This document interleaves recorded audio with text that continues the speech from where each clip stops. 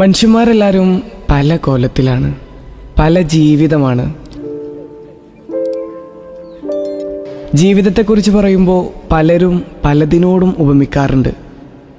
എനിക്ക് അതിലേറ്റവും മനോഹരമായി തോന്നിയത് life is A like A book. ജീവിതം ഒരു പുസ്തകം പോലെയാണ്.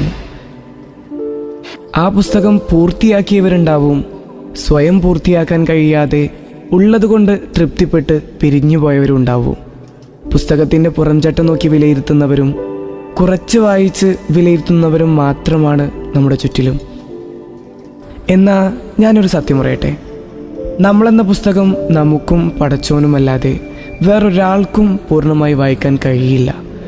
ഓരോ നിമിഷങ്ങളും ഓരോ പുതിയ അധ്യായങ്ങളാണ്, കഥകളാണ്.